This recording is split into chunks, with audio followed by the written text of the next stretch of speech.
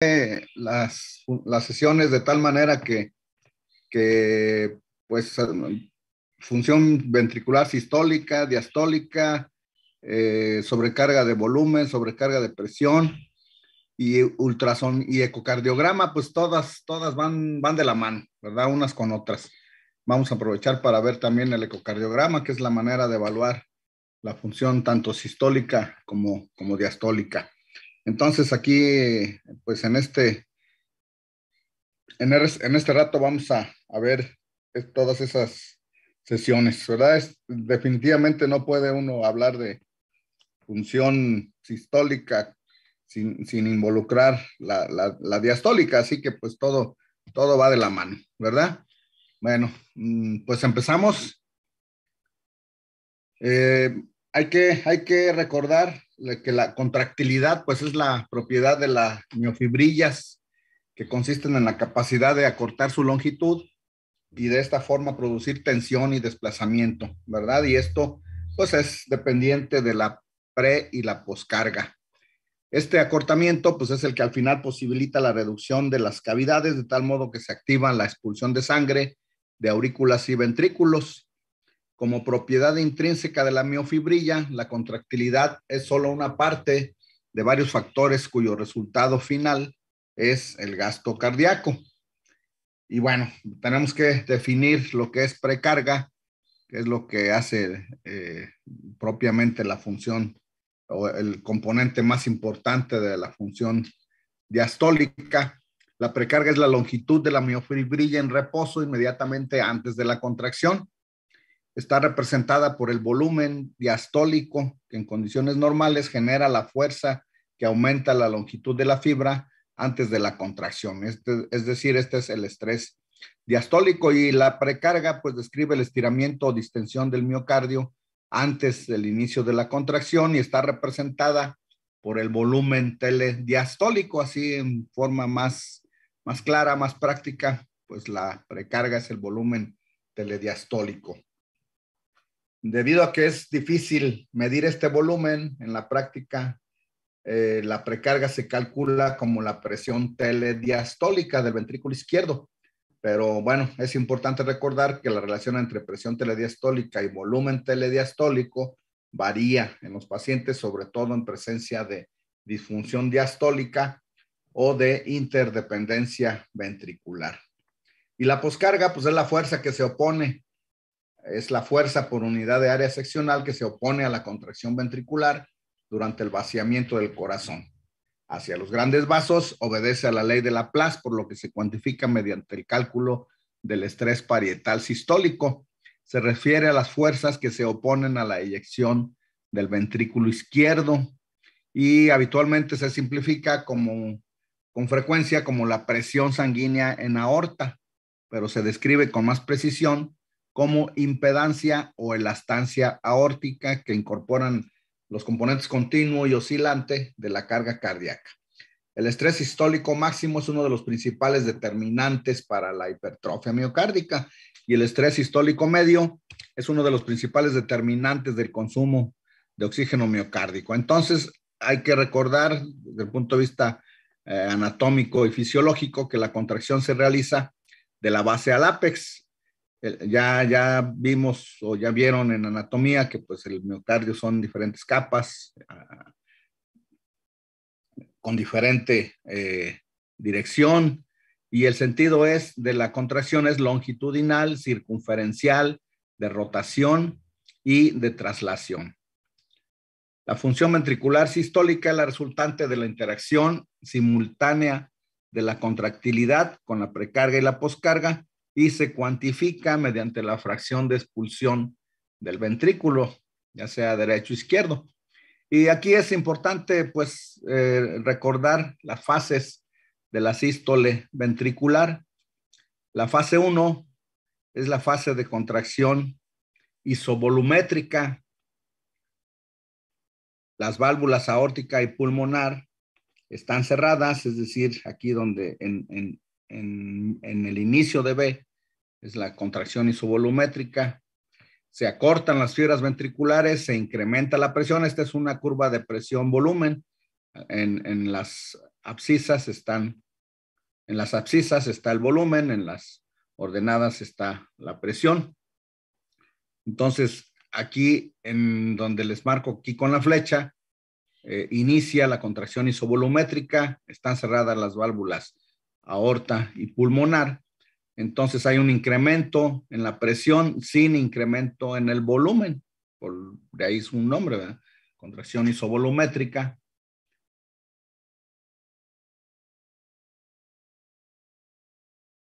La fase 2 y 3 es al momento en que se abre la válvula aórtica en la segunda flecha de arriba, se desencadena la eyección, la fase de eyección rápida y posteriormente la fase de eyección lenta hasta que se produce el cierre de la válvula aórtica,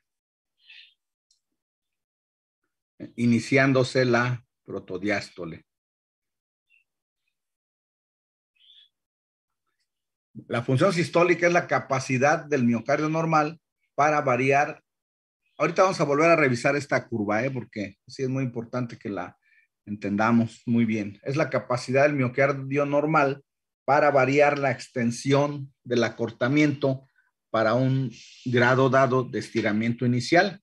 La disfunción sistólica se produce por la pérdida de la capacidad contráctil del corazón, disminuye la fracción de expulsión y el gasto cardíaco. Entonces, bueno, las fases de la diástole, vamos a volver a verlos aquí sobre la curva de presión-volumen o la gráfica de presión-volumen. La fase 1 es la protodiástole, los ventrículos se relajan, se cierran las válvulas aórtica, pulmonar, mitral, tricúspide, se llenan las aurículas sin flujo hacia los ventrículos, entonces cae la presión, pero no hay cambio en el volumen. La fase 2 es la de relajación isovolumétrica, disminuye la presión ventricular, bueno, es la fase 2, se mantiene el llenado auricular, se incrementa la presión auricular, pero aún no hay llenado ventricular. La fase 3 es el llenado pasivo, hay apertura de las válvulas aurículo-ventriculares, se llenan los ventrículos hasta el 80% aproximadamente, y finalmente viene la contracción auricular con un aumento en la presión diastólica del ventrículo izquierdo que hace que se cierre la válvula mitral y tricúspide, obviamente, bueno, de ambos ventrículos, y se cierran las válvulas. En este caso, la contracción auricular incrementa el llenado ventricular en condiciones normales entre un 10 y a un 20%. En condiciones patológicas, el incremento de la presión diastólica del ventrículo izquierdo, en el caso de disfunción diastólica, puede la aurícula contribuir hasta en un 30% del llenado del ventrículo, ¿verdad?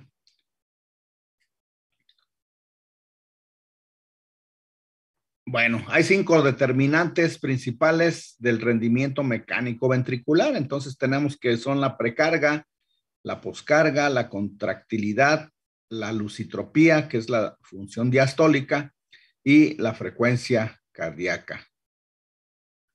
Aquí tenemos lo que es todos los componentes, tanto de presiones, el registro de la presión ventricular, registro de las presiones en aurícula, su relación con los ruidos cardíacos, la apertura y cierre de las válvulas, tanto AV como sigmoideas, la presión venosa, el electrocardiograma y finalmente pues las diferentes fases.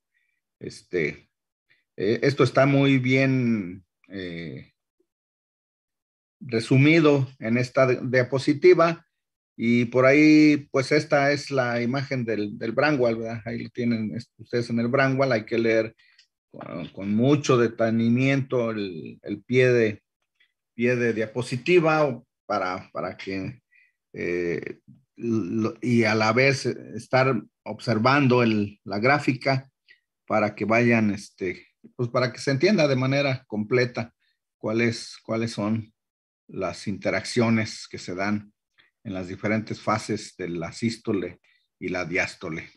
Entonces, bueno, aquí pues se los quise poner contracción del ventrículo izquierdo, contracción isovolumétrica, que es la B, eyección máxima, que es la C, que es la fase de vaciamiento rápido. Después viene la fase de vaciamiento lento, el cierre de la válvula aórtica, la relajación del ventrículo izquierdo con el inicio de la relajación y la eyección reducida, que es la D,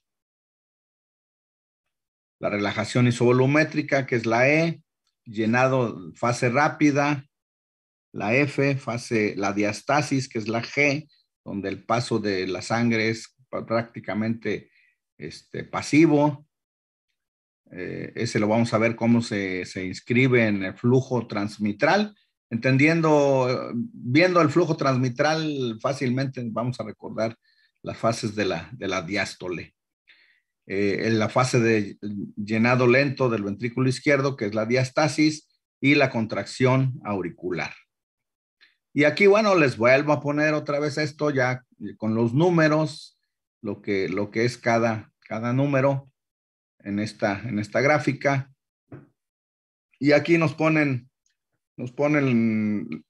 dos curvas sobrepuestas, que son el resultado de modificar la poscarga, dando lugar a una pendiente que es la elastanza, que es esta E máxima, que nos da esta línea ahí representándonos esto. Bueno, la contracción del ventrículo izquierdo, pues estamos hablando de la sístole. La presión aumenta cuando el calcio se acerca a las proteínas contráctiles después de que la despolarización celular activa la interacción actina-miosina. Esto se produce después del ascenso del potencial de acción ventricular indicado por el QRS del electro.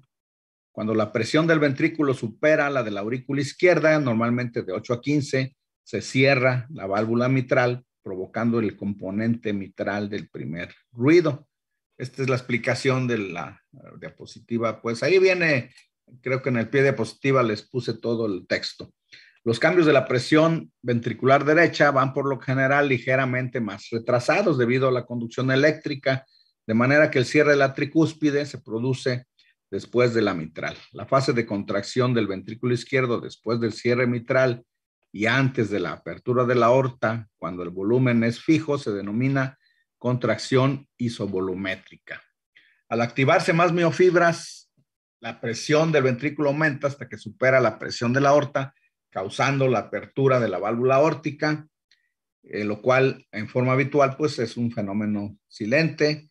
La apertura de la válvula se sigue a la fase de eyección rápida. Después, la tasa de eyección está determinada por el gradiente de presión a través de la aorta y por las propiedades elásticas de la aorta y del árbol arterial, es decir, de la poscarga, sometido a la expansión sistólica. La presión del ventrículo izquierdo aumenta hasta su máximo y después comienza a descender y viene la fase de eyección lenta.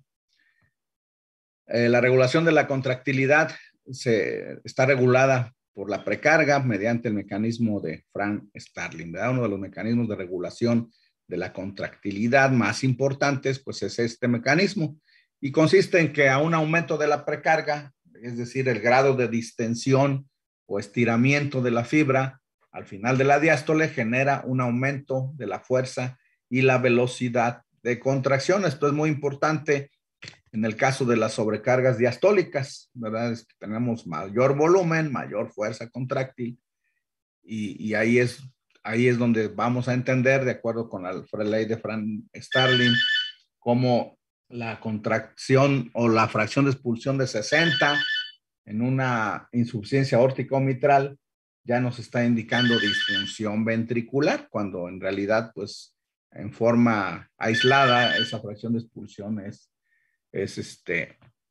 normal, sería normal en otras condiciones. Dentro de límites fisiológicos, cuanto mayor sea el estiramiento, más enérgica será la contracción. Obviamente hay un límite, llega un momento en que esas miofibrillas se separan y ya van perdiendo la eficiencia en la contracción, y ahí es donde se pierde la oportunidad de los pacientes con insuficiencia mitral y aórtica de la mejoría aún después del evento quirúrgico, aún después de hacerles el recambio de prótesis o de válvula, ¿verdad? Por una prótesis. Aquí está finalmente, otra vez, les vuelvo a poner la curva de función ventricular, de presión-volumen y la secuencia de eventos, ¿verdad? Aquí ya se los hice pues aquí con esto. Y aquí pues es nada más para que veamos la modificación que sufre esta curva cuando hay una estimulación adrenérgica, ¿verdad? Un efecto enotrópico positivo, pues aumenta la presión y desvía y disminuye el volumen ventricular, ¿verdad? O sea, desvía la curva o pues bueno, así se le llama, ¿no? Curva de presión ventricular hacia el lado izquierdo. O sea, hay un menor volumen residual, mayor presión. Y también, pues en esta otra gráfica de presión-volumen, vemos cómo al administrar vasodilatadores en un paciente en el cual hay un deterioro en la función ventricular diastólica, vemos cómo al administrar vasodilatadores disminuye de manera muy importante la presión sistólica y el volumen sistólico disminuye solamente de una forma pues muy pequeña. En cambio, este es el paciente con insuficiencia cardíaca con fracción de expulsión conservada, en donde el ETS, que es esta línea, es alto, y el paciente con insuficiencia cardíaca con fracción de expulsión reducida, en cambio, pues la disminución de la presión es pequeña al administrar vasodilatadores, pero el volumen residual o el volumen sistólico sí se incrementa de manera importante. Esos son los cambios que produce ya pues una intervención terapéutica en la curva o en la gráfica de función ventricular. Bueno, ¿cómo se estudia la función ventricular? Pues principalmente mediante el ecocardiograma, ¿verdad? Entonces, ya vimos lo que es las fases del corazón, sístole, diástole, se estudian mediante la ecocardiografía de una manera bastante completa. El ecocardiograma, que era el nombre que tenía previamente, y ahora se le agregó el Doppler. Afortunadamente, pues, a otra metodología, pues, nos permite obtener datos inclusive hemodinámicos, establecer la presencia de cortocircuitos, de comunicaciones anormales, medir presiones. Entonces, y lo mejor de la ecocardiografía Doppler es que es un método incruento que nos permite, como les decía, pues establecer el diagnóstico, pronóstico, evaluar el tratamiento, comprender la fisiopatología y nos guía en la toma de decisiones médico-quirúrgicas. Nos define cuál es el momento óptimo de intervención en un paciente, por ejemplo, con insuficiencia aórtica o mitral, en el cual la sintomatología quizás aún todavía no esté presente, pero ya tiene parámetros que nos indican que si no se intervienen, posterior al mayor deterioro que va a seguir teniendo el ventrículo, pues la cirugía ya no va a tener el efecto benéfico que estaríamos buscando. El principio físico, pues es el sonido, ¿verdad? Hay diferentes formas de hacer el ecocardiograma. La más habitual, la más frecuente, la más accesible y la menos agresiva es la eco transtorácica, que aparte de todo, pues como es no invasiva, pues podemos repetirla en el momento que queramos, ¿verdad? En el momento que queramos podemos volver a repetir un ecocardiograma transtorácico, en el cual obtenemos la información que necesitamos del paciente en el 90-95% de los casos. Pero también existe la ecocardiografía transesofágica. Cuando un paciente no tiene una ventana adecuada, no podemos observar estructuras de forma detallada, de forma bien definida, y en la búsqueda, por ejemplo, de trombos antes de hacer una cardioversión o una cirugía de corazón, pues es indispensable en esos casos hacer un eco transesofágico donde no tenemos la pared torácica pues como barrera entre el sonido del transductor y el corazón. El eco transesofágico pues es parecido a una endoscopía. Se introduce la sonda de ultrasonido a través del esófago y pues se coloca detrás de la aurícula izquierda. Entonces ahí no tenemos el problema de si el paciente es obeso, si el paciente no tiene un tórax con una ventana sonográfica adecuada. Y también hay otras variantes. La ecocardiografía de contraste puede ser con solución sonificada, ecorealzadores o con perfusión o métodos de perfusión. Y también mediante el ecocardiograma se puede hacer una prueba de estrés, ¿verdad? Se puede poner al paciente a hacer ejercicio mientras se le está haciendo el ecocardiograma, o bien el estrés puede ser farmacológico. Son las dos variantes. Las indicaciones para realizar un ecocardiograma pues es validar un diagnóstico, definir la presencia de lesiones, qué tipo de lesiones, su severidad, medir presiones intracardíacas, que ya es posible mediante el ecocardiograma con el método Doppler, evaluar la función cardíaca, que es uno de los principales datos que obtenemos con el ecocardiograma. Nos permite esto pues ayudar a la selección de decisiones terapéuticas, determinar el momento quirúrgico, decidir qué tipo de cirugía es la mejor para ese paciente, vigilar la evolución de la enfermedad y determinar el pronóstico en base a ciertas variables, ¿verdad?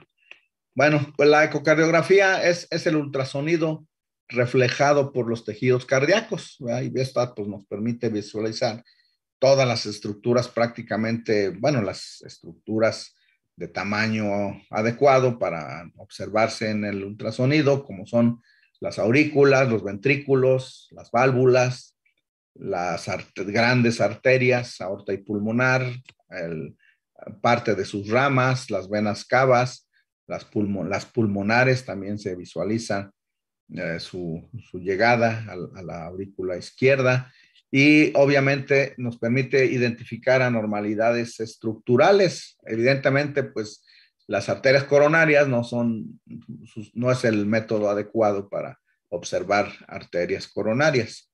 El método Doppler es el ultrasonido reflejado por las células sanguíneas circulantes en el corazón y los grandes vasos.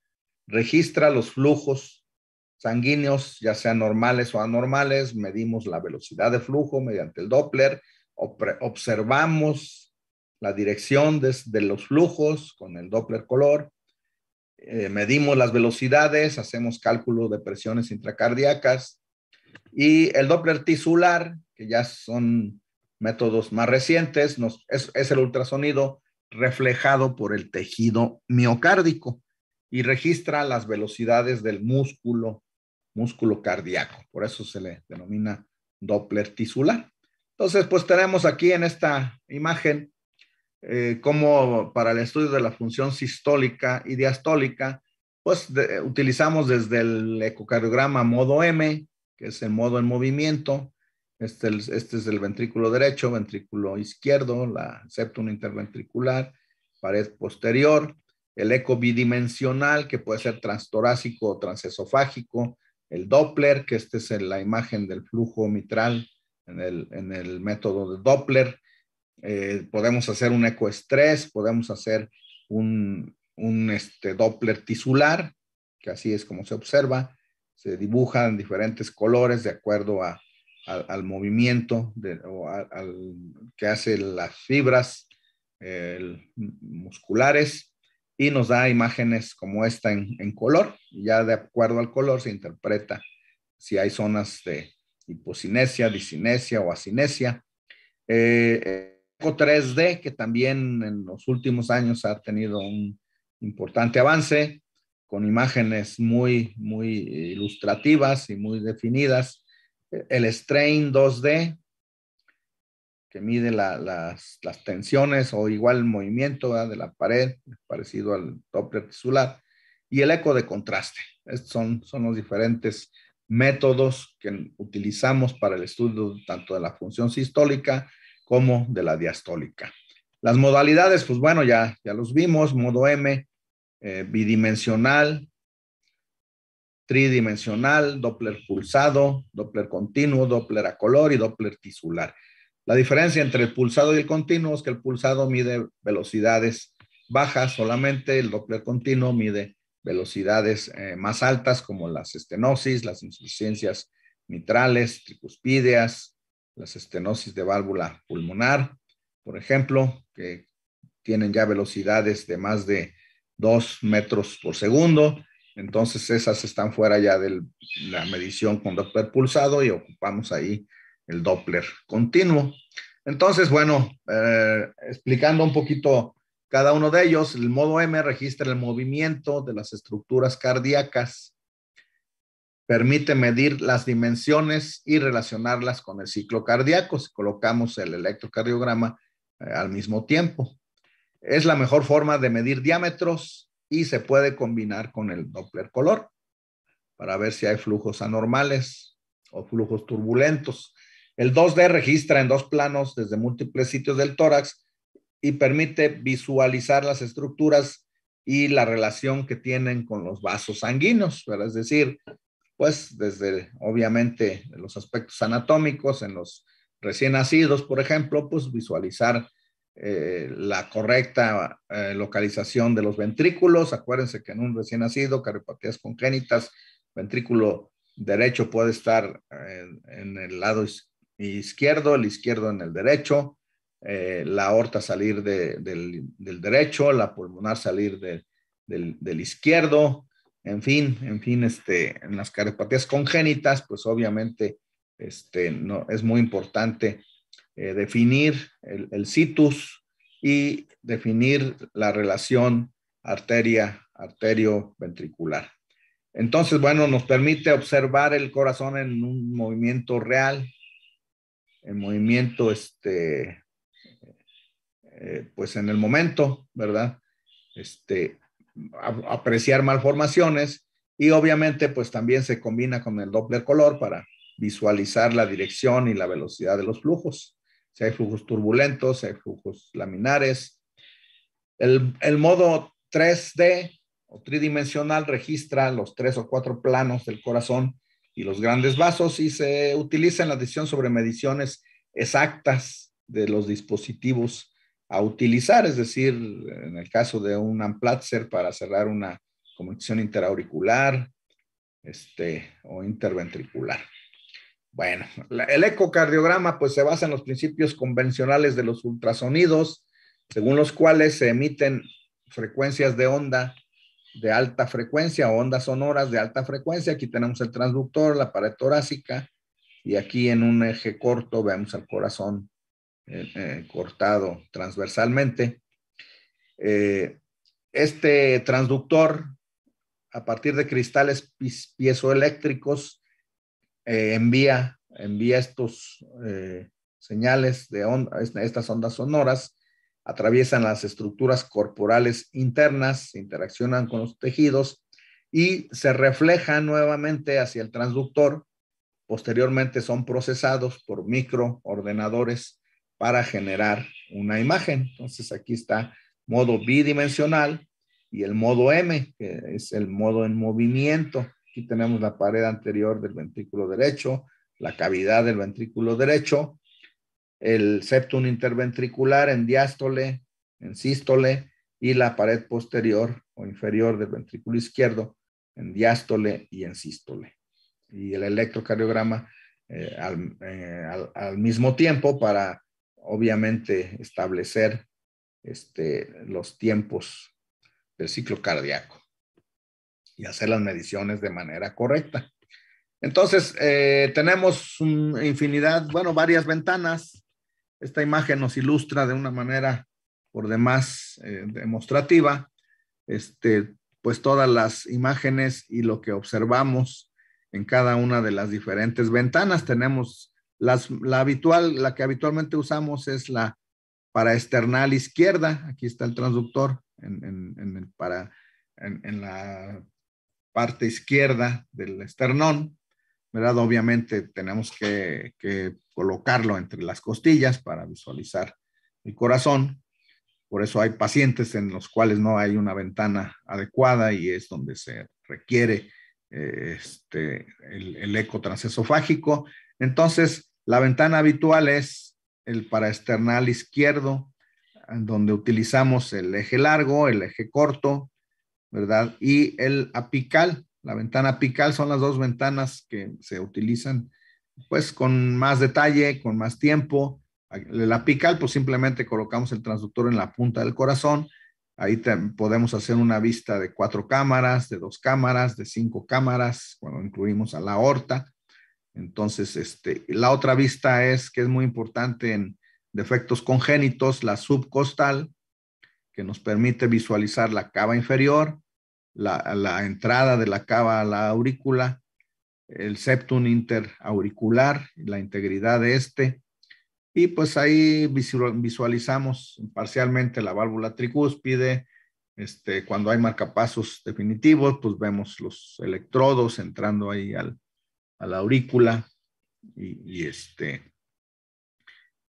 y la ventana supraesternal que nos permite visualizar la aorta ascendente, el arco aórtico y pues los principales vasos que salen ahí de la aorta, ¿verdad? Los troncos principales de la aorta. Entonces, estas son las ventanas que se utilizan de acuerdo pues en general, todas se utilizan en un estudio, ¿verdad? Paraesternal, apical, subcostal y supraesternal. En ocasiones se utiliza por ahí una ventana paraesternal derecha para visualizar la válvula aórtica y la raíz de la aorta y poder colocar la línea del Doppler de una manera paralela al flujo y poder hacer las mediciones de la manera más adecuada, pero es poco frecuente que se requiera de esta vista. Habitualmente estas son las vistas. Y pues aquí tenemos en estas imágenes cada una de las proyecciones que se hacen. En la proyección paraesternal se hace el eje largo, en donde vemos la pared del tórax aquí arriba. Aquí está el transductor. Vemos la pared del tórax, vemos la pared anterior del ventrículo derecho, la cavidad del ventrículo derecho, septum interventricular. Vemos después el ventrículo izquierdo con la válvula aórtica y la raíz de la aorta, tracto de salida del ventrículo izquierdo, la válvula mitral y la aurícula izquierda, la pared inferior del ventrículo izquierdo. Vemos aquí parte del pericardio, aquí vemos a la aorta torácica descendente y por aquí a un ladito el seno coronario también. Y en el eje corto, pues vemos el corazón circular, ¿verdad? Obviamente, pues ahí podemos hacer diferentes planos a nivel valvular, a nivel de los músculos papilares, a nivel de la punta del corazón, a nivel de los grandes vasos, ¿verdad? Eje corto, en esta proyección paraesternal. Y bueno, en la subcostal, les decía, lo que mejor se visualiza, pues es la cava inferior, su llegada a la aurícula derecha, el septum interatrial. No podemos decir que hay comunicación interauricular si no apreciamos esta vista subcostal, porque es la que mejor se visualiza toda la extensión del septum interatrial. Vemos parte de la válvula tricúspide, el ventrículo izquierdo. Aquí pues debe ser un niño, porque habitualmente no se ve tan bien la vista subcostal, no se ve toda esta imagen del corazón, apenas si apreciamos las dos primeras en un adulto, las aurículas y el septum interauricular. La proyección del flujo ventricular derecho, ¿verdad? Es el tracto de entrada en esta vista paraesternal. Giramos el transductor hacia arriba, como si quisiéramos apuntar hacia arriba, obviamente sin despegarlo del tórax. Y vemos el tracto de entrada del ventrículo derecho. Vemos la aurícula derecha, la cava superior, cava inferior, la válvula tricúspide y el ventrículo derecho. En la proyección apical de 4 cámaras, pues vemos, acá está el transductor arriba, vemos la punta del corazón arriba, vemos el ventrículo derecho, la válvula tricúspide, la aurícula derecha, el izquierdo y la aurícula izquierda, por eso se le llama la proyección de 4 cámaras. Vemos la válvula mitral, también vemos también la aorta descendente torácica, ocasionalmente se visualizan la vena pulmonar derecha inferior en esta proyección. Y aquí tenemos pues un subcostal, ¿verdad? Proyección longitudinal de la cava inferior en la vista subcostal y su llegada a la aurícula derecha. La proyección del tracto de salida del ventrículo derecho en el paraesternal izquierdo en eje corto. Vemos la aurícula derecha, el ventrículo. Bueno, aquí es ventrículo derecho. Y esta es la arteria pulmonar, tracto de salida del ventrículo derecho. Y acá hasta el fondo es la aurícula derecha. Aquí se ve una porción nada más del ventrículo derecho. Obviamente, la aurícula derecha pues se ve en otro plano, pero ahí se alcanza a visualizar. Y vemos la válvula pulmonar y el tronco principal de la arteria pulmonar. En la proyección apical de 5 cámaras, giramos un poco el transductor y vemos el tracto de salida del ventrículo izquierdo, donde también medimos la velocidad de flujo a ese nivel, y vemos la válvula aorta y parte de la raíz de la aorta en esta zona.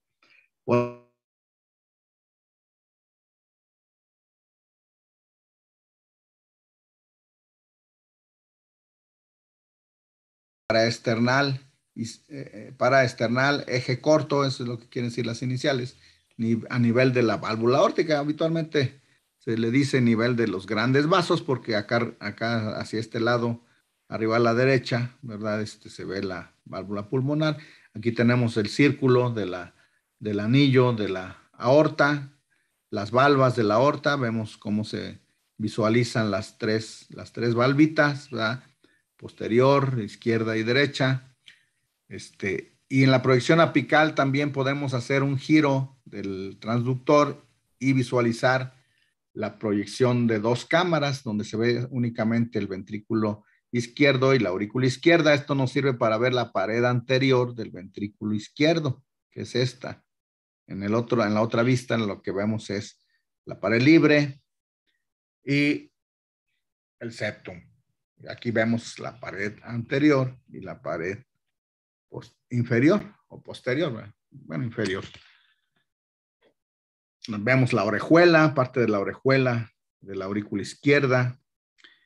En el eje, bueno, en la ventana supraesternal, pues vemos la raíz de la aorta ascendente, el arco aórtico y les decía los troncos principales, ¿verdad? La arteria carótida común y la subclavia izquierda. Parte de la aorta descendente. Esta vista o esta ventana nos permitiría visualizar en caso de una coartación de aorta o un problema de estenosis supravalvular aórtico o del arco aórtico. En este caso tenemos eje paraesternal, eje corto, paraesternal, vista paraesternal o ventana paraesternal, eje corto a nivel de la válvula mitral, donde vemos el círculo que forma el ventrículo izquierdo, el endocardio, aquí lo visualizamos muy claramente, y vemos estas son las valvas de la mitral, ¿verdad? Valva anterior y valva posterior. La proyección de 3 cámaras lo que nos permite ver es lo mismo que la de 2 más la aorta otra vez, ¿verdad? Y a cualquiera de estas ventanas le podemos agregar pues el Doppler color, ¿verdad? Aquí en este caso es la ventana supraesternal en donde vemos inicialmente la aorta ascendente y posteriormente el arco aórtico y parte de la aorta descendente. Aquí pues de una vez aprovecho para mencionarles en el Doppler color. El color corresponde al flujo que se acerca al transductor, es en rojo, y el flujo que se aleja es en azul. Cuando se ve en muchos colores, se le llama mosaico de colores, y eso significa que el flujo es un flujo turbulento. Bueno, vamos a ver en el modo M, una de las válvulas que más se estudia en modo M todavía es la válvula mitral. Y aquí tenemos en el inciso A, en esta imagen, en el inciso A tenemos el movimiento, modo M, les dije que era de movimiento. Entonces es el movimiento que hace la válvula mitral en este punto. Aquí está el bidimensional. Apuntamos el transductor, apuntamos el corte en el nivel que nosotros lo queramos hacer, lo ponemos en la punta de la válvula mitral. Aquí nos guiamos por el modo bidimensional que nos da una imagen pequeñita arriba y nos da el transductor, el volumen muestra o la muestra del modo M. Entonces hacemos el corte a nivel de la punta de la válvula mitral y va a registrar solamente esta parte. Todo va a ser el corte como si estuviéramos cortando con un cuchillo el corazón a este nivel. Y ahí estamos ubicando el movimiento que tiene esta parte, cada una de las estructuras por las que pasa esta línea, que es la que nos da el modo M de movimiento. Entonces tenemos aquí arriba la pared anterior del ventrículo derecho, la cavidad del ventrículo derecho, el septum interventricular y el movimiento de la valva mitral, de la válvula mitral o de la valva anterior de la mitral, la valva posterior de la mitral, que es un movimiento, normalmente es un movimiento opuesto, aunque en menor amplitud, de menor amplitud. Entonces la válvula mitral tiene onda E y onda A. Y les decía que aquí fácilmente ubicamos lo que es las fases de la diástole. La onda E es la fase de llenado rápido. Obviamente esto lo vemos también mejor en el Doppler, donde ya vemos el flujo. Propiamente dicho, aquí es el movimiento de la válvula. Pero bueno, aquí lo podemos referir. Tenemos que la onda E es la fase de llenado rápido, después viene la diastasis, ¿verdad? Se abre la válvula, después se cierra un poco, hay un llenado menor durante la diastasis y posteriormente la onda A es la contracción auricular. Entonces este es el movimiento normal de la válvula mitral, una M, ¿verdad? Aquí tenemos una válvula mitral con prolapso. Este descenso en el cierre de la válvula nos está indicando un prolapso de la válvula mitral. Y acá tenemos una imagen típica, característica de la válvula mitral reumática. La válvula está engrosada, calcificada, fibrosa, muy gruesa. La valva se abre poco, la valva anterior, y jala a la valva posterior, que en lugar de hacer su movimiento hacia atrás, lo hace hacia arriba porque está fusionada con la valva anterior. Entonces, acuérdense que la característica que nos define la valvulopatía de origen reumático es la fusión de las comisuras.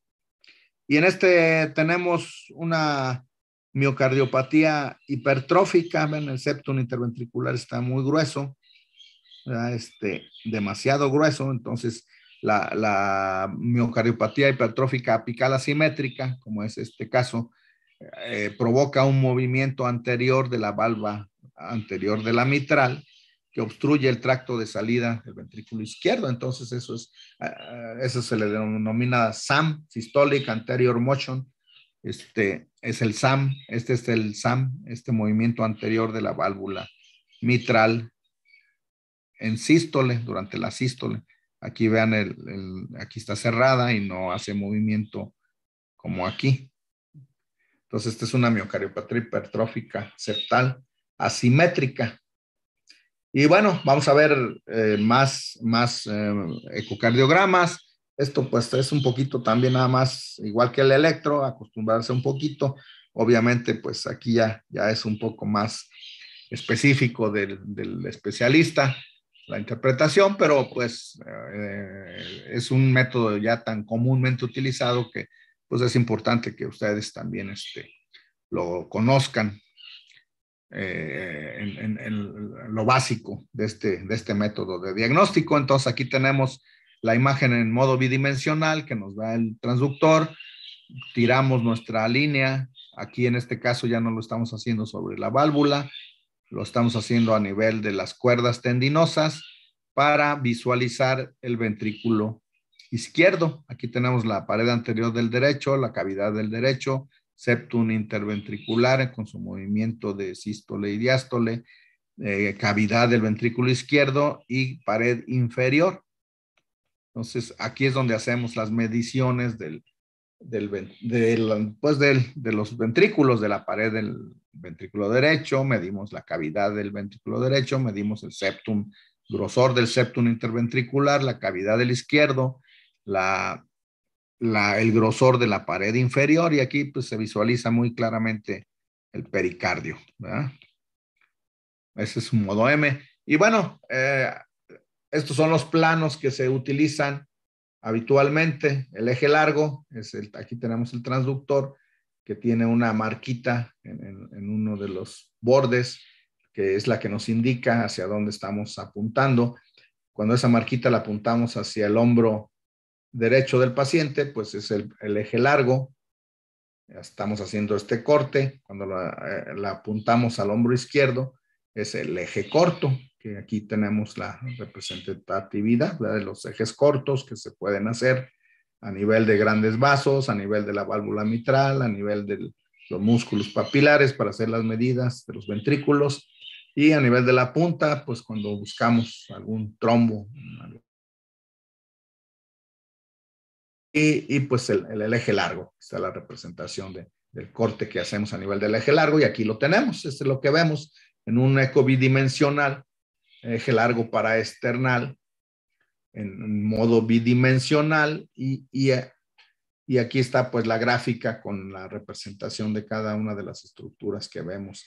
Aquí, pared anterior del ventrículo derecho, septum interventricular, ventrículo izquierdo, aorta, válvula aórtica, raíz de aorta, válvula mitral y aurícula izquierda. En un eje corto, bidimensional, aquí está pues la representación gráfica para entenderlo bien. Aquí pues estamos a nivel de los músculos papilares, aquí está el anterior, el posterior, y el circulito que forma el ventrículo cuando se corta de forma transversal, y la semiluna que hace el ventrículo derecho en este corte transversal.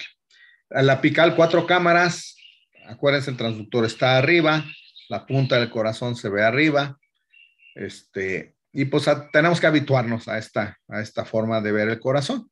Hay aparatos y hay también ecocardiografistas que lo invierten para verlo de una forma más natural, pero bueno, la mayoría estamos acostumbrados a verlo de esta forma, donde tenemos el ventrículo derecho, ventrículo izquierdo, el septum interventricular, la aurícula derecha, la aurícula izquierda, válvula mitral, las cuerdas tendinosas, músculo papilar y la válvula tricúspide abierta, ¿no?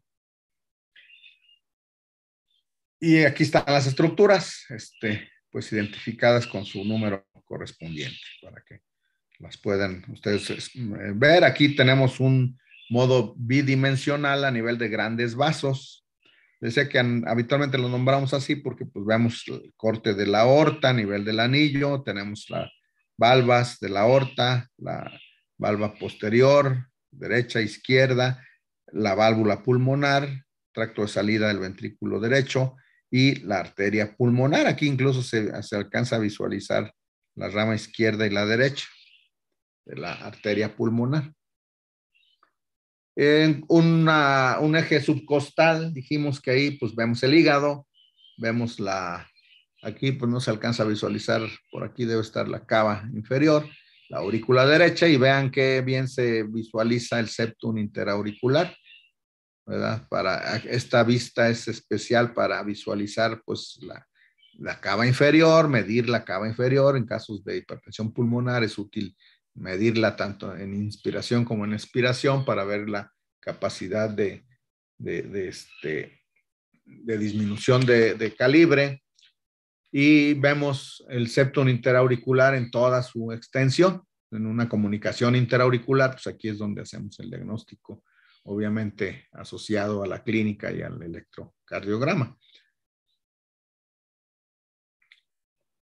Aquí vemos un eco transesofágico. Vean, el transductor está dentro del esófago y se coloca atrás de la aurícula izquierda. Entonces, lo primero que vemos acá en el pico de la imagen, pues es la aurícula izquierda, ¿verdad? Entonces, aquí la distribución de las estructuras, pues es diferente. Aquí vemos la aurícula izquierda, el ventrículo izquierdo, ventrículo derecho, aorta y la válvula aórtica. Y acá están los diferentes cortes que se hacen, también un transversal a nivel de grandes vasos, pues ese es el mismo.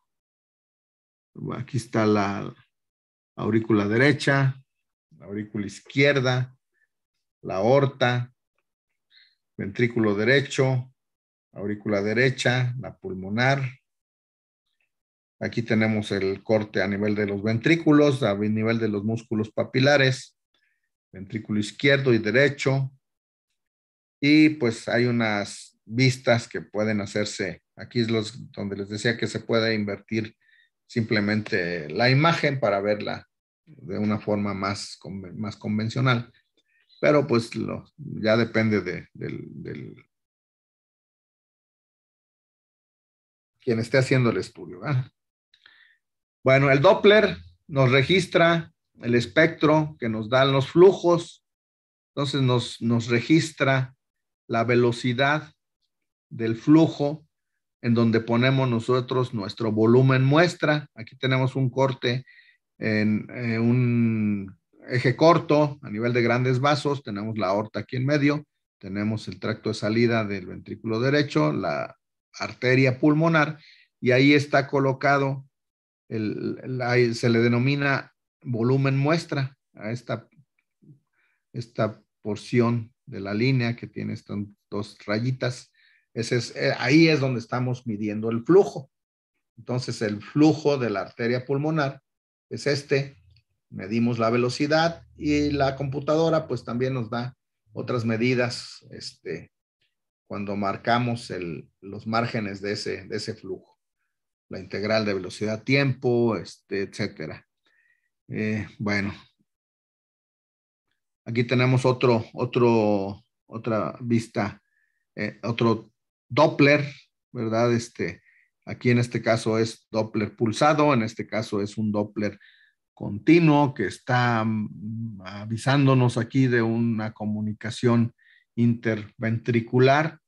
Este es el flujo de la CIB. Aquí está el flujo que está pasando a través del septum interventricular, del ventrículo izquierdo al derecho. Colocamos el volumen muestra en donde vemos un chorro multicolor, que les decía, un mosaico de colores, y nos está dando un flujo anormal entre el ventrículo izquierdo y el derecho. Y bueno, al modo M, que es de color anaranjado, tenemos aquí el tracto de salida del ventrículo derecho, tenemos la aorta, la raíz de la aorta, la válvula aórtica es esta, aquí está abierta, aquí está cerrada, la aurícula izquierda, pared anterior, pared posterior. Le podemos meter el Doppler color para ver si tenemos flujos anormales. En este caso, pues no los hay. Y aquí tenemos un Doppler color agregado a un eco bidimensional, a una imagen bidimensional. Ya les dije, acá arriba tenemos la pared interventrículo derecho, septo interventricular, ventrículo izquierdo y el flujo que está saliendo a través de la válvula aórtica, la aurícula izquierda, la válvula mitral. Un eje largo para external. Este es una apical 4 cámaras con Doppler color, válvula tricúspide, válvula mitral. Aquí el flujo ya está saliendo del ventrículo, por eso lo vemos en azul. Acá todavía está entrando en el derecho. Acuérdense que va un poquito más atrasado. Otro apical, vista apical, 5 cámaras, donde vemos el tracto de salida del ventrículo izquierdo y la aorta, la válvula aórtica. Aquí un eje corto a nivel de grandes vasos. Aquí está la aorta. La pulmonar, vean cómo se ve. El flujo dibuja muy bien el tronco y la rama izquierda y la rama derecha de la arteria pulmonar. Un eje largo para external, donde vemos ventrículo derecho arriba, ventrículo izquierdo, aorta, válvula aórtica y aurícula izquierda. Y aquí tenemos la comunicación interventricular que vimos hace rato, con su Doppler continuo. Aquí vemos cómo este flujo anormal pasa del ventrículo izquierdo, que es esta es la aorta, hacia el ventrículo derecho. Esa es una comunicación interventricular. Y bueno, pues aquí vemos un eje largo con un paciente con cardiopatía reumática. Vemos la válvula mitral engrosada, calcificada en la punta, las cuerdas engrosadas también y calcificadas parcialmente. Es un paciente con una estenosis o valvulopatía mitral.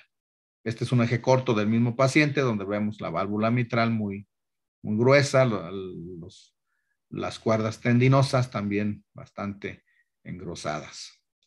Esta es una imagen apical 4 cámaras donde vemos un trombo gigante en la aurícula izquierda.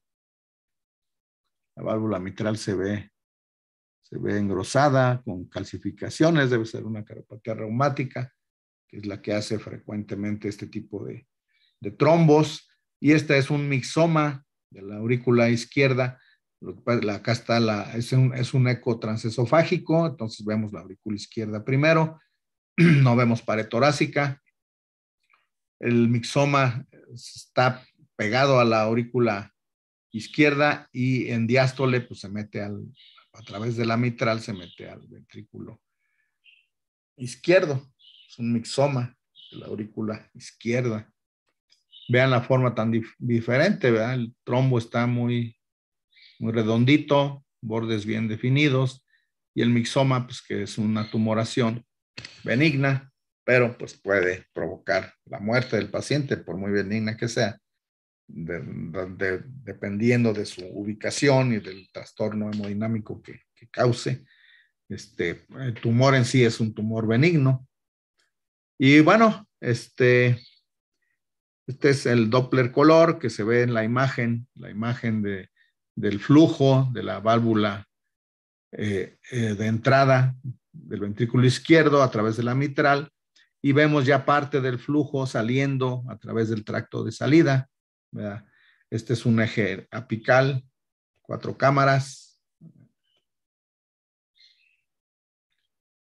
Y bueno, pues siguiendo con la función ventricular, con lo que iniciamos el tema de función de sístole y diástole, pues el ultrasonido, el ecocardiograma es uno de los principales métodos de diagnóstico en cuanto a función ventricular. Aquí tenemos un eje corto del ventrículo izquierdo a nivel de los músculos papilares, en sístole, y tenemos el corte en modo M, donde se hacen las mediciones. Les comenté yo que las mediciones se hacen normalmente en modo M, ocasionalmente las hacemos aquí, pero pues está mejor definido los límites de las estructuras en el modo M. También se hacen medidas en bidimensional. Entonces, este es el, el Doppler del tracto de salida del ventrículo izquierdo. Se le hacen algunas medidas. La integral de velocidad-tiempo, la velocidad, tiempo a pico, etcétera. Y este es el Doppler de la válvula mitral. Les dije que el Doppler pues se parece al movimiento que hace la válvula. Tenemos la fase de llenado rápido, el pico E o la onda E, la diastasis, donde sigue habiendo flujo, aunque muy, muy poco, y la contracción auricular, obviamente siempre y cuando el paciente esté en ritmo sinusal, ¿verdad? De que tenga contracción auricular. Bueno, este es el Doppler de la válvula mitral normal. Y bueno, se hacen algunas mediciones, les decía la integral de velocidad-tiempo del tracto de salida del ventrículo izquierdo. Este nos permite hacer el cálculo del gasto cardíaco, ¿verdad? Mediante el área del transversal, el área transversal del tracto de salida por la integral de velocidad-tiempo. Bueno, entonces, antes que la función, pues obviamente el eco nos permite observar las características morfológicas de las cámaras y, por ejemplo, en los niños, pues ahí no es tan sencillo. Ahí tenemos que saber de qué lado está el ventrículo izquierdo, de qué lado está el ventrículo derecho. Entonces, pues el eco bidimensional nos permite identificar las características de cada uno de los ventrículos, ¿verdad? El ventrículo izquierdo tiene trabeculaciones más finas. La porción superior del tabique es lisa, sin permanecer unido a la mitral. Tiene músculos papilares en la pared libre. Y la posición de la válvula, que es uno de los aspectos más importantes, es más basal. La tricúspide es más hacia la punta. Bueno, la contracción dijimos que es de la base al ápex en sentido longitudinal, circunferencial, de rotación y de traslación. Bueno, el ecocardiograma nos permite evaluar la función de bomba del ventrículo izquierdo mediante, evaluamos la fase de llenado, nos damos cuenta de la distensibilidad, la relajación, el tamaño de la aurícula izquierda, el flujo de la válvula mitral y las características del pericardio. Dentro de la fase de vaciamiento, pues medimos la fracción de expulsión, donde evaluamos contractilidad, poscarga, precarga y las características de las estructuras, de la movilidad de las estructuras. Esto nos permite, pues, medir el volumen sistólico. Si lo multiplicamos por la frecuencia cardíaca, pues tenemos entonces la medición del gasto cardíaco. Habitualmente estas mediciones las hace la computadora para que no nos mortifiquemos demasiado. Nosotros obviamente hacemos nuestra parte, hacemos los trazos correspondientes sobre los márgenes del ventrículo, del endocardio o bien de las ondas de flujo, y ya la computadora se encarga de hacer las mediciones. Entonces, la evaluación de la función sistólica. Para evaluar la función sistólica, pues tenemos que medir los diámetros diastólico y sistólico, lo que nos permite medir el primer parámetro, que es la fracción de acortamiento. Evaluamos también la movilidad global y la movilidad de cada uno de los segmentos ventriculares. También medimos los volúmenes en diástole, en sístole, y esto es lo que nos permite hacer la cuantificación de la fracción de eyección por dos métodos diferentes. El modo M nos permite hacer por método de take-holes, y el modo bidimensional, midiendo los volúmenes sistólico y diastólico, nos permite medir por el método de Simpson cuál es la fracción de expulsión. Podemos, bueno, este es el método cuantitativo, donde medimos mediante una simple fórmula volumen telediastólico menos volumen telesistólico entre volumen telediastólico por 100. Eso nos da la fracción de eyección. Medimos entonces el volumen sistólico, el volumen minuto, gasto cardíaco, índice cardíaco, la distancia E-septum, del punto E de la mitral al septum, también nos da una idea de la función ventricular, si el ventrículo está o no dilatado. Se estudia la masa ventricular, la geometría, el índice de Tay, la DPDT, evaluamos la presencia y severidad de regurgitación mitral si es que la hay, le aplicamos el Doppler tisular para visualizar pues las características del movimiento de los tejidos, pues, propiamente del miocardio. Y el eco, pues también le podemos aplicar estrés farmacológico o ejercicio y también contraste, ¿verdad? Entonces, para el estudio de la contractilidad intrínseca, las más utilizadas en la práctica clínica, pues son la fracción de acortamiento, la fracción de eyección y el gasto cardíaco. Estos son muy dependientes de las condiciones de carga del ventrículo izquierdo, de manera que una disminución de la fracción de expulsión puede ser debida a disminución de la contractilidad o aumento de la poscarga o a una disminución de la precarga, ¿verdad? Este es muy importante, que no se nos olvide, sobre todo en el caso del ventrículo derecho, que ocupa una precarga adecuada para funcionar adecuadamente. Y se los digo porque pues el ventrículo derecho puede ocasionar choque cardiogénico en un infarto inferior extendido a ventrículo derecho. La relación entre la presión sistólica final y el volumen también miden la contractilidad miocárdica debido a que hay una relación lineal entre ambos, ¿verdad? Entonces, pues bueno, aquí nada más es diferentes, les voy a mostrar cómo se hacen algunas de las diferentes medidas. Obviamente, pues no nos vamos a entretener mucho.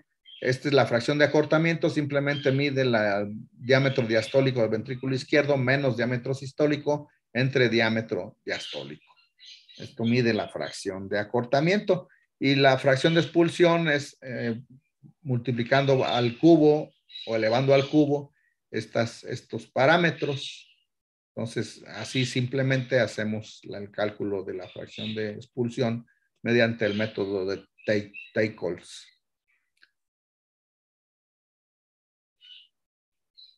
Bueno, aquí está otra de las formas que medimos, el eje corto medio ventricular. Se hace en bidimensional, se mide el área del músculo, el área de la cavidad, en sístole y en diástole. Y aquí es donde apreciamos si existen anomalías en el movimiento de la pared, por lo que estas medidas deben de hacerse a nivel basal, medio ventricular y apical, y de esta manera calcular los cambios del área fraccional. Entonces, pues se calcula la fracción de expulsión por el método de Simpson. Este es con el apical 4 cámaras. Nosotros hacemos el trazo en diástole de la cavidad y trazamos esta línea. Cada uno de estos puntos es un corte que hace el aparato para calcular la fracción de expulsión en cada uno de estos puntitos que ven aquí, o calcular el volumen en cada uno de estos puntos, en diástole y en sístole, y de esa forma pues calcula el volumen diastólico, el volumen sistólico, y mediante el método de Simpson se hace el cálculo de la fracción de expulsión, que es el que más utilizamos en la práctica diaria. Entonces, aquí está más gráficamente explicado. El volumen, se calcula el volumen de cada disquito de estos discos que se cortan. Nosotros nada más hacemos el trazo de la cavidad, diástole y sístole, y la computadora se encarga de hacer todos estos cálculos. Y pues bueno, aquí les pongo yo los valores normales, que obviamente no los vamos a revisar de forma individual, pero pues debemos de conocer los valores normales del acortamiento fraccional. El normal es 27 a 45, la fracción de expulsión más de 55, ¿verdad? Igual o más de 55. Se mide la integral de velocidad-tiempo, lo cual permite hacer la medición del gasto cardíaco midiendo el área del tracto de salida del ventrículo izquierdo, que se multiplica por volumen sistólico por frecuencia cardíaca, nos da el gasto. La integral de velocidad-tiempo por el área del tracto de salida es igual al volumen sistólico, se multiplica por la frecuencia cardíaca para darnos el gasto cardíaco, y ya si conocemos la superficie corporal del paciente, pues medimos el índice cardíaco.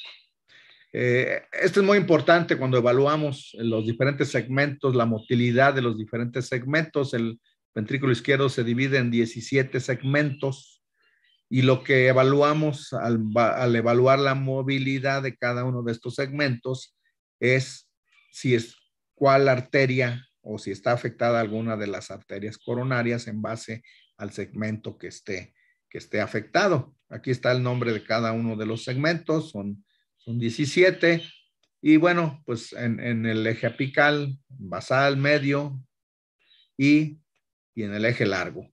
Y aquí está lo que, de acuerdo al color, podemos decirlo así, pues, o al relleno de cada uno de estos segmentos, la arteria que le corresponde, la irrigación a cada una de estas.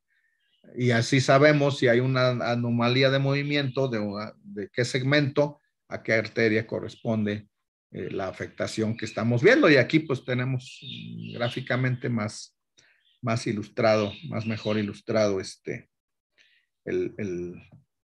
la correspondencia entre las arterias coronarias y los diferentes segmentos de las paredes del ventrículo izquierdo. Aquí están otras imágenes que nos ilustran de una forma muy, pues hasta muy bonita, ¿no? La correspondencia que hay entre las diferentes arterias y los segmentos de los 17 segmentos. ¿Cómo evaluamos la movilidad? ¿Cómo hacemos el análisis cuantitativo de la función regional? Pues tenemos 4 grados: normal, normoquinesia, hipoquinesia cuando se mueve menos, aquí en este caso la punta, aquinesia cuando no se mueve nada, y disquinesia cuando en lugar de acercarse a la base durante la contracción se aleja. Esa es una zona disquinética, se abomba en esta parte que habitualmente pues por la presencia de un infarto previo, ¿verdad? Entonces, aquí está la definición de cada uno de los términos: normocinesia, movimiento normal; hipocinesia, disminución de la motilidad; acinesia, sin movimiento; discinesia, movimiento contrario al movimiento normal. Y bueno, existe una serie de parámetros pronósticos. Habitualmente, pues, por frecuencia, lo que más evaluamos con el ecocardiograma, la fracción de expulsión y la movilidad segmentaria, pues es la cardiopatía isquémica. Y de acuerdo a la fracción de expulsión, pues hay parámetros pronósticos, que son estos, desde el 2006 se han establecido.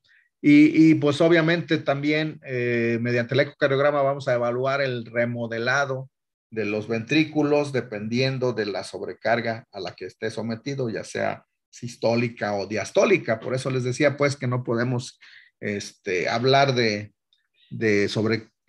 sístole, diástole sin hablar de las sobrecargas correspondientes y el método mediante el cual las evaluamos. Entonces, el remodelado del ventrículo izquierdo, aquí tenemos un ventrículo normal, puede ser concéntrico, puede ser remodelado concéntrico, hipertrofia concéntrica o hipertrofia excéntrica. Habitualmente el remodelado normal o concéntrico está condicionado por el ejercicio.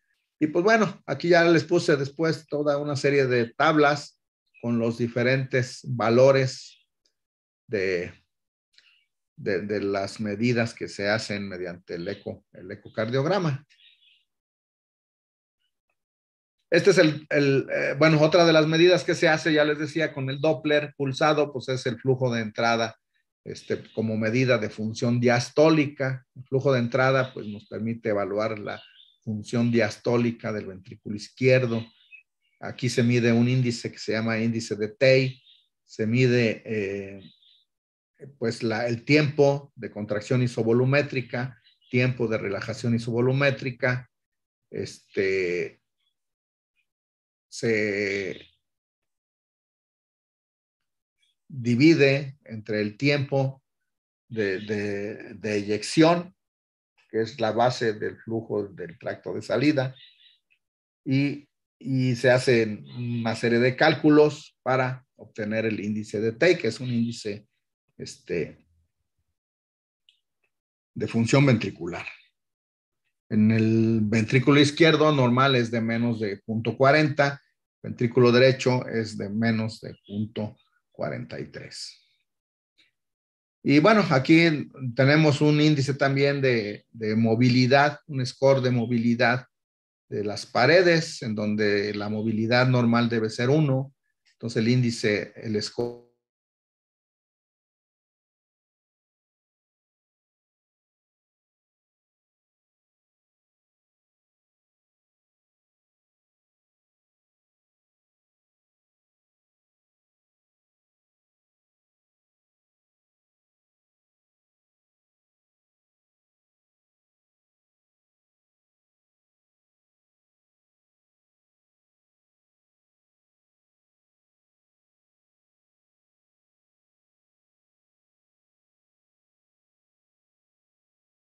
a cada uno de los segmentos se le da el número 1, que es el movimiento normal, es 1. Entonces ese índice debe ser, pues obviamente 1, 17 segmentos, 17 scores entre 17 segmentos es igual a 1. Este es un ejemplo en el cual hay una hipocinesia, acinesia en el centro, una hipocinesia a la que se le da el valor de 2 y a la acinesia el 3. Y el índice nos da 23 entre 17, entonces este índice es de 1.35, que es anormal, ¿verdad? Es un ejemplo. Entonces, la función diastólica se evalúa mediante el flujo de la válvula mitral. Ya lo vimos en un ejemplo no gráfico como en este caso, pero bueno, aquí están los dos tipos de ejemplos. El ejemplo de un Doppler pulsado y el ejemplo gráfico que lo ilustra acá arriba. Entonces, la velocidad del pico E pues es mayor que el de la pico A y más llenado durante la fase de llenado rápido. Luego viene la diastasis, donde disminuye el llenado a casi 0, pero siempre persiste un poquito de flujo hacia el ventrículo pasivo. Y luego viene la contracción auricular, que dijimos que puede contribuir de un 10 a un 20% en condiciones normales, hasta un 30% en condiciones patológicas. La forma de evaluar la función diastólica es mediante la morfología de este flujo, de esta gráfica de flujo. Cuando hay disfunción leve, decimos que hay una alteración de la relajación, la onda A se hace mayor que la E, entonces el índice E entre A, que normalmente es mayor de 1, se invierte a ser menor de 1. Y la otra medición que se hace para involucrarla en estos parámetros es el tiempo de descenso, que es el tiempo que tarda el pico de la onda E en llegar a la base, a la línea de base, que es este tiempo rojito, la distancia que hay aquí, debe ser menos de 220. En la alteración de la relajación o disfunción leve, disminuye el pico E, aumenta el pico A y se incrementa el tiempo de descenso. En la disfunción moderada se vuelve a aparentemente normalizar el flujo, sin embargo, vuelve a ser mayor a 1, el pico E es más alto que el pico A, pero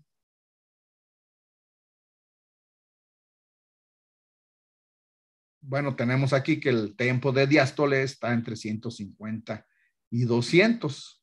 Es una disfunción moderada. Aquí, pues, la única forma, obviamente, de saber si se fijan, pues los parámetros son muy parecidos a lo normal, el flujo también. Se pierde quizás aquí el tiempo de diastasis, pero pues quizás el paciente que evidentemente tiene una disfunción diastólica y nos muestra una curva de flujo normal, mitral, pues obviamente es una disfunción moderada con un flujo pseudo normal.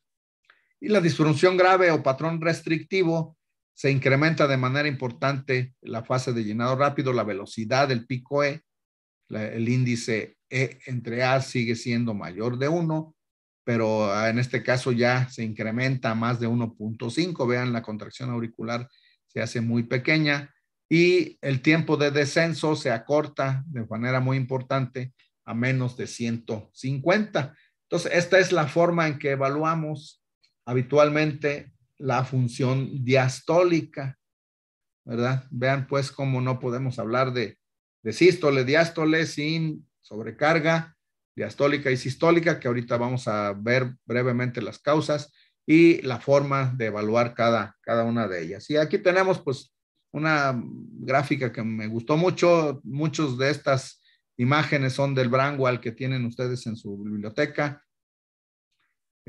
Afortunadamente pues en español, ¿verdad? Aunque una parte de este tema venía en inglés. Pero bueno, estas gráficas hay que leer el pie de página para entenderlas muy perfectamente, ¿verdad? Y aquí pues les pongo unas gráficas de las medidas normales, de las diferentes medidas. También se debe de evaluar el ventrículo derecho. Esta es la forma de hacerlo en el modo bidimensional. Se miden las áreas, el área en esta imagen apical 4 cámaras y en una imagen de corte transversal. Eso es un eje apical, eje largo apical, y este es un paraesternal, eje corto. Y bueno, esta es la forma de medir el ventrículo derecho. Hay otro parámetro que se hace, que es el movimiento del anillo tricuspideo, distancia, o aquí, bueno, en español le decimos TAPSE, ¿verdad? En lugar de D, la E, que quiere decir movimiento anterior del anillo tricuspideo, ¿verdad? Se mide esta distancia, normalmente debe ser entre 20 y 30, ¿verdad? Cuando es muy bajo, pues hay disfunción del ventrículo derecho y corresponde con el pico S' del Doppler tisular. Esta es una imagen del Doppler tisular a nivel del anillo del tricuspideo. Este es Doppler tisular. Y bueno, aquí hay otras gráficas de medida también. Pues bueno, obviamente, pues el eco transesofágico, vamos a volver al eco transesofágico, nos permite evaluar de una manera muy importante pues, las aurículas, ventrículos, válvula mitral, sobre todo descartar trombos antes de una cirugía de corazón o antes de una cardioversión electiva, en un paciente que ya tiene más de 3 días de fibrilación auricular. Y bueno, pues aquí les muestra los cortes diferentes que se hacen con el transductor, girando el transductor hacia un lado, hacia el otro. Aquí está la imagen que nos está diciendo qué giro es el que estamos haciendo, ¿verdad? Y la imagen que nos muestra de acuerdo a cada posición del transductor. Entonces, tenemos todas estas ventanas, bueno, todas estas cortes a los diferentes niveles, grandes vasos, tracto de entrada del ventrículo izquierdo, aorta ascendente, tronco de la arteria pulmonar derecha, a nivel de grandes vasos otra vez, bueno, a nivel, aquí está la aorta, la válvula pulmonar, el tronco de arteria pulmonar, y pues obviamente también diferentes cortes a nivel de los ventrículos. Entonces, pues estas son las formas de visualizar con el eco transesofágico. Y en los últimos años, pues, ha tenido auge el eco tridimensional, ¿verdad? Así como se está utilizando grandemente en ginecobstetricia, pues en corazón también se le ha encontrado aplicaciones muy, muy precisas para fin de determinar medidas más exactas de algunas estructuras cuando se va a hacer, por ejemplo, una aplicación de válvula aórtica percutánea. Y aquí tenemos, por ejemplo, en un eco tridimensional, la evaluación de la válvula aórtica con un chorro de regurgitación, perdón, mitral, con un chorro de regurgitación, y la evaluación de la válvula aórtica, del anillo de la válvula aórtica. Todo esto es importante a la hora de decidir el tamaño, las características de la válvula aórtica que se va a implantar de manera percutánea. Y, por ejemplo, el uso de contraste es útil en casos como este, en donde tenemos aquí un eco bidimensional, pues la verdad, pues un poco de no muy buena imagen. Hay aparentemente algo aquí en la punta, pero no podemos definirlo con certeza. Se le administra contraste al paciente y se aprecia esta imagen que no es normal verla en el septum interventricular. Entonces aquí está haciéndose el diagnóstico de la presencia de un trombo en esta parte. Esta imagen lineal no es normal en septum. Entonces eso es lo que en el margen recto, lo que nos hace establecer el diagnóstico de un trombo apical mediante el contraste. Y aquí, al contrario, aquí tenemos una imagen que pareciera ser un trombo, un gran trombo en la punta, que sin embargo, al administrar el contraste, pues no hay ese vacío por alguna presencia de alguna estructura sólida aquí en la punta. Entonces, se descarta mediante el uso de contraste la presencia del trombo. Y bueno, aquí estas imágenes vuelven a ser las que me gustaron mucho, son del Braunwald también, las que nos dicen la distribución de las arterias a cada uno de los 17 segmentos del ventrículo izquierdo, ¿verdad? Más que nada, pues bueno, esto ya lo vimos, pero pues, me gustaron mucho estos. Y bueno, pues obviamente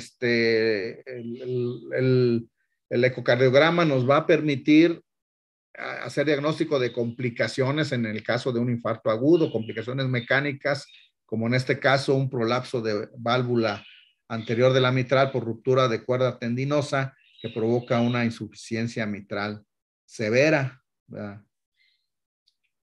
Bueno.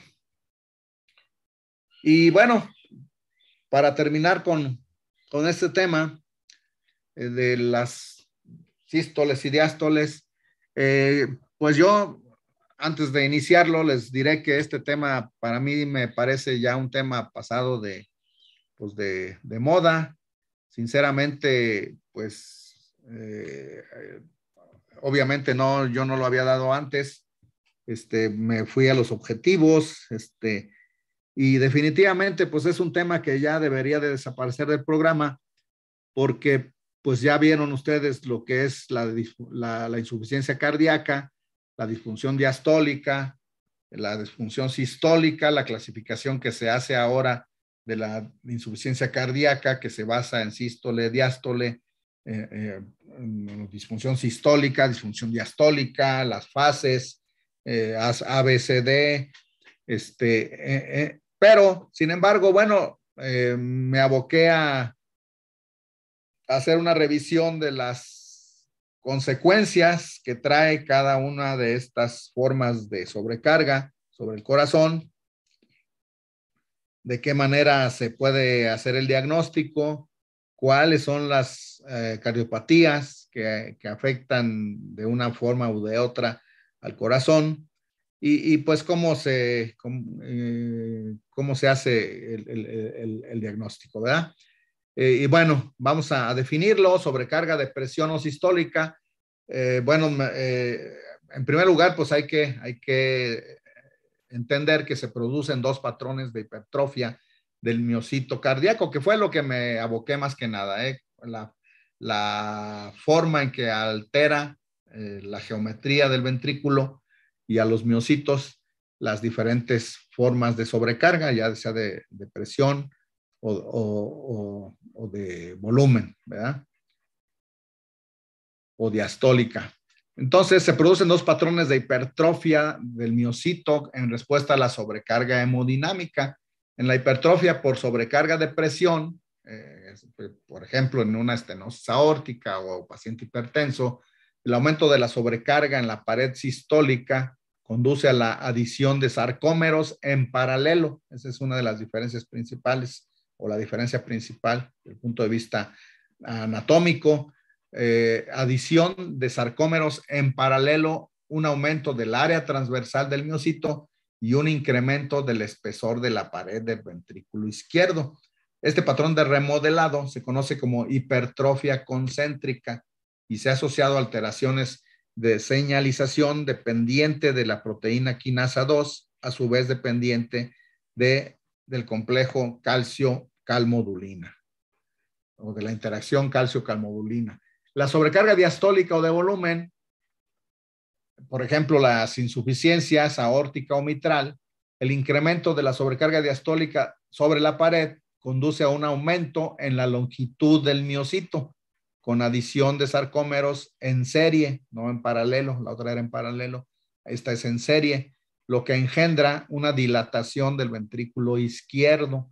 Este patrón de remodelado se ha denominado hipertrofia excéntrica por la posición del corazón en el tórax o fenotipo dilatado y se ha asociado a la activación de la proteína quinasa B22. Los pacientes con insuficiencia cardíaca presentan habitualmente un ventrículo izquierdo dilatado con o sin un adelgazamiento de la pared del mismo. Los miocitos de estos ventrículos en insuficiencia tienen un aspecto alargado que es característico de los miocitos obtenidos de corazones sometidos a una sobrecarga continua de volumen. Entonces, ese es el meollo del asunto, ¿verdad? Es la forma en que la sobrecargas de presión afecta a los miocitos y la forma en que la sobrecarga de volumen los afecta. Y aquí tenemos pues la sobrecarga, las respuestas a la sobrecarga hemodinámica. La de presión aumenta la tensión sistólica en la pared, la de volumen aumenta la tensión diastólica en la pared. Todo esto da lugar al desarrollo de transductores mecánicos, señales extra o intracelulares y remodelado ventricular con sarcómeros en paralelo y sarcómeros en serie en la sobrecarga de volumen, hipertrofia concéntrica en la sobrecarga de presión, hipertrofia excéntrica en la sobrecarga de volumen. Obviamente, pues aquí vuelve a entrar el ecocardiograma, cómo vamos a hacer la diferencia o cómo nos vamos a dar cuenta de qué forma está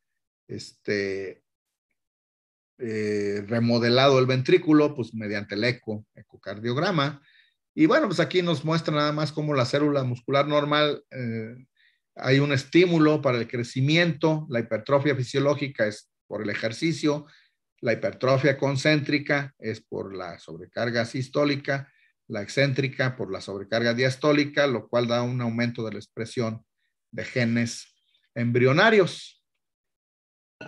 Las desventajas mecánicas, ¿qué consecuencias trae el remodelado ventricular? Pues hay un aumento en el estrés de la pared o de la poscarga, hay un aumento en la poscarga debido al estrés incrementado de la pared.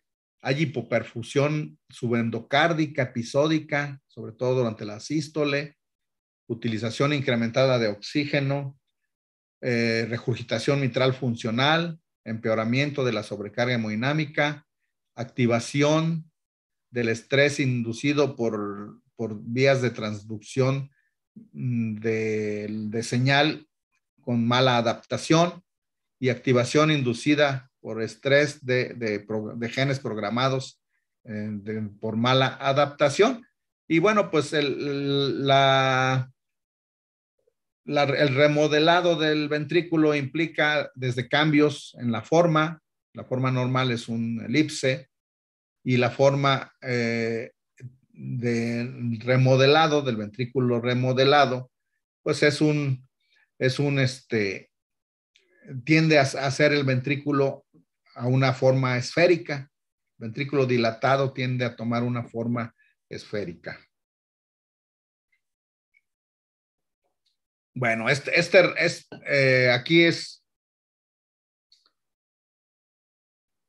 la necrosis, va a dar lugar aquí, como les decía, la principal patología que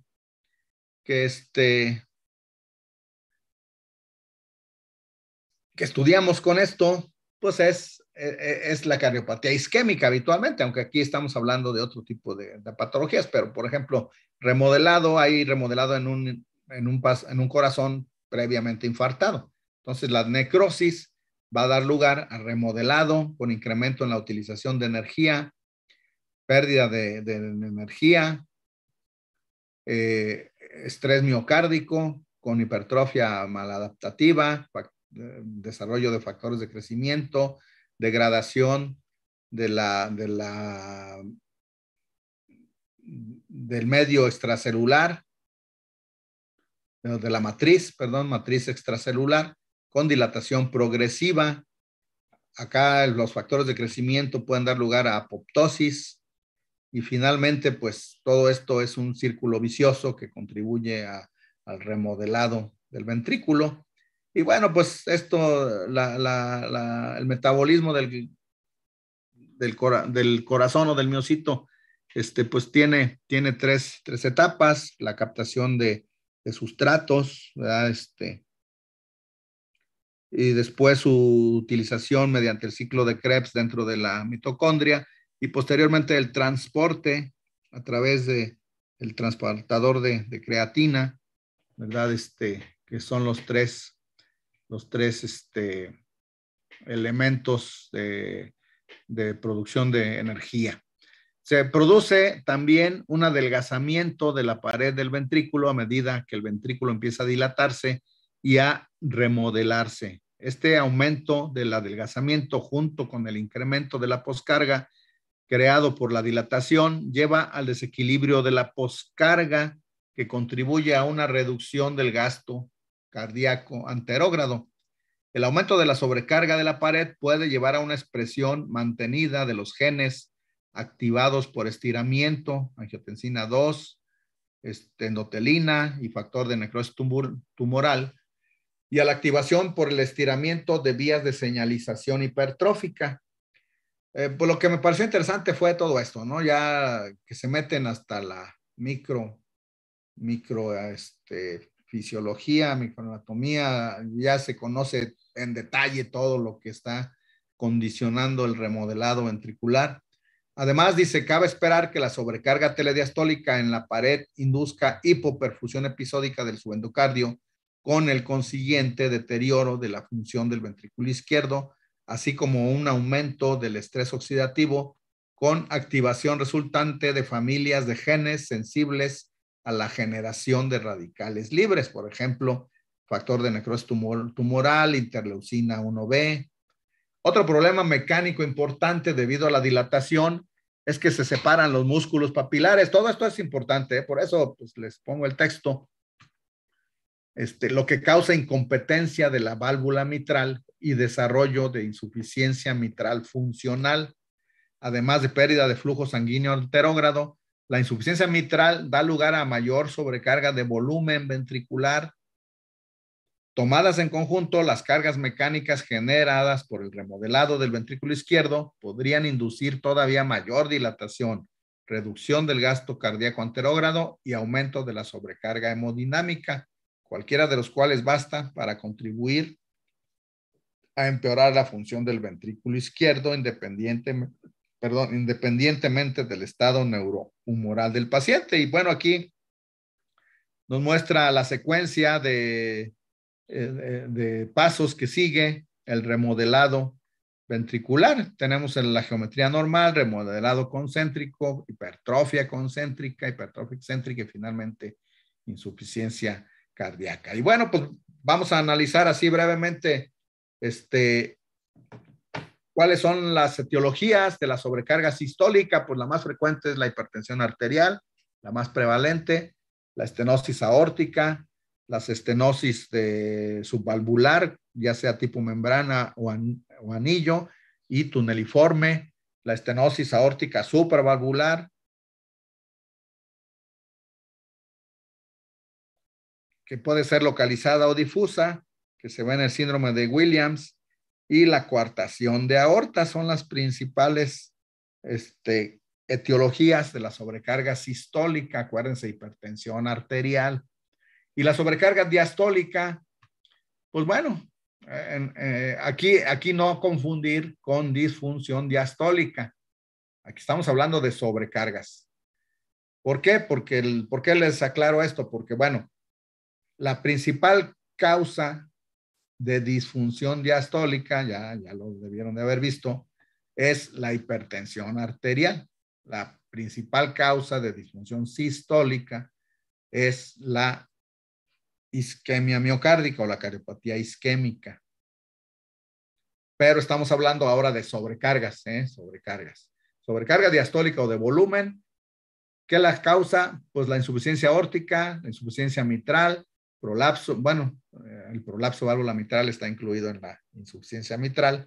Y todas las cardiopatías congénitas con cortocircuito de izquierda a derecha. ¿Por qué? Pues porque el cortocircuito permite que pase flujo anormal del lado izquierdo al derecho, se sobrecarga el ventrículo derecho, esta sangre va a los pulmones y por ahí regresa otra vez al izquierdo una cantidad mayor de volumen de la que normalmente debería de regresar. Entonces tenemos como principales pues la comunicación interauricular, la interventricular y la persistencia del conducto arterioso. Estas son las principales causas o etiologías de los dos tipos de sobrecargas. La disfunción, la dilatación, bueno, la disfunción ventricular, esta es la fisiopatología, la disfunción ventricular que condicionan las sobrecargas, cualquiera de las dos, pues va a provocar o congestión pulmonar o venosa sistémica o bajo gasto. Esto condiciona pues aumento de flujo renal, aumento de la actividad del sistema nervioso simpático, aumento de la actividad del sistema renina-angiotensina, aumento de las resistencias periféricas, aumento de la frecuencia cardíaca, aumento de la poscarga. Acá hay una retención de sodio y líquido y aumenta la precarga, condicionando mayor congestión, dilatación e hipertrofia por este lado. Entonces, ¿cuáles serían los síntomas? Pues los síntomas de la insuficiencia cardíaca, ¿verdad? Evidentemente, por eso les decía, pues sinceramente es un tema que no debería ya de existir, aunque bueno, nos sirvió para revisar aspectos, incluso del metabolismo y de los genes, ¿verdad? Que se involucran en la remodelación del ventrículo. Pero los síntomas, pues, de la sobrecarga sistólica y diastólica, pues es la disnea. ¿Cuál es la diferencia? Pues que en las sobrecargas sistólicas se presentan más pronto, la sobrecarga diastólica, la sintomatología se tolera o el trastorno hemodinámico se tolera durante largo tiempo, lo que puede afectar el momento quirúrgico. Habitualmente, cuando llega el momento quirúrgico en las sobrecargas sistólicas, que son de tratamiento quirúrgico, no hablamos en este caso de la hipertensión arterial, Habitualmente hablaríamos de una estenosis aórtica, por ejemplo. Cuando llega el momento quirúrgico, el paciente ya está sintomático, a diferencia de la sobrecarga diastólica, donde puede llegar el momento quirúrgico aún en pacientes asintomáticos, es decir, cuando ya se presentan síntomas, es porque el ventrículo izquierdo ya está desfalleciendo y el pronóstico es malo aún con cirugía. Esa es la diferencia. El síntoma pivote, por la disnea, la congestión pulmonar o venosa sistémica, y la diferencia, el tiempo de tolerancia a una y a otra. Y cuidado con esta, la insuficiencia mitral o insuficiencia aórtica, se pueden pasar el momento quirúrgico si no estamos haciendo estudios periódicamente, evaluando el momento en que llegue a ser indicada la cirugía. Había por ahí una pregunta de por qué se mueren más, hablando de sobrecargas diastólicas. ¿Por qué la sobrevida de la insuficiencia mitral es más corta a 10 años? O perdón, menos pacientes sobreviven a los 10 años en la insuficiencia mitral operada que la insuficiencia aórtica. La respuesta es porque se operan más tarde, se tolera mejor, se dan cuenta menos a tiempo y se operan tardíamente, de tal manera que a los 10 años la sobrevida es mucho más corta en la insuficiencia mitral operada con prótesis que en la insuficiencia aórtica.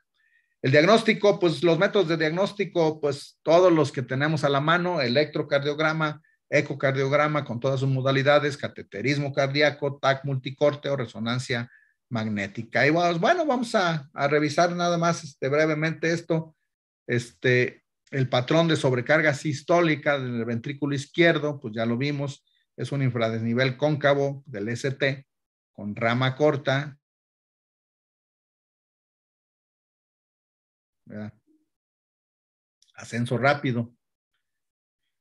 Y bueno, en un electro completo, pues aquí tenemos datos de hipertrofia ventricular izquierda muy evidentes, con desnivel negativo del ST, onda T negativa, asimétrica, rama aquí al revés de si fuera positiva, pues sería rama, en este caso es rama descendente lenta, ascendente rápida, ¿verdad? Y este es el tipo de electrocardiograma que vamos a ver en la sobrecarga sistólica. Aquí hay otro electrocardiograma en donde evidentemente tenemos datos de hipertrofia ventricular izquierda, depresión del segmento ST, onda T negativa, descenso lento, ascenso rápido, asimétrica, en B5, B6, índice de Sokolov de 41, índice de Corner 29, criterio de Romney de Estes de 12 puntos, pues hay hipertrofia ventricular izquierda y sobrecarga sistólica. A diferencia de esta, la sobrecarga diastólica nos puede dar depresión del ST también, pero T positiva, alta, picuda, pero asimétrica. De repente tiene mucha simetría, pero sin embargo sigue siendo asimétrica. Aquí tenemos, por ejemplo, este paciente. Hay crecimiento de aurícula izquierda, vean la onda P con muesca. En B5, B6, ondas Q profundas, Rs altas, segmento ST deprimido y ondas T acuminadas, altas, picudas, con tendencia a la simetría. Este paciente tiene una insuficiencia aórtica severa. Entonces, bueno, aquí les pongo algunos textos en relación con electros de sobrecarga. Dice que la asociación de criterios de voltaje a cambios en el ST compatibles con crecimiento de ventrículo izquierdo en pacientes con hipertensión arterial, bueno, ya lo habíamos visto cuando vimos hipertensión, son indicadores de riesgo aumentado para el desarrollo de accidente cerebrovascular e infarto. Además, cerca del 40% de los pacientes con alteraciones del segmento ST tienen enfermedad coronaria severa, abusados. El hallazgo de hipertrofia ventricular izquierda está relacionado con desarrollo de insuficiencia cardíaca y aumento de la mortalidad, mucho más si se asocia a bloqueo de rama izquierda. Algunos casos de hipertrofia ventricular severa, el complejo QRS se ensancha tanto que simula un bloqueo completo de rama izquierda. Las situaciones clínicas como el EPOC, el derrame pericárdico, pleural, edema pulmonar, anasarca, pneumotórax, aminoidosis y la esclerodermia atenúan los efectos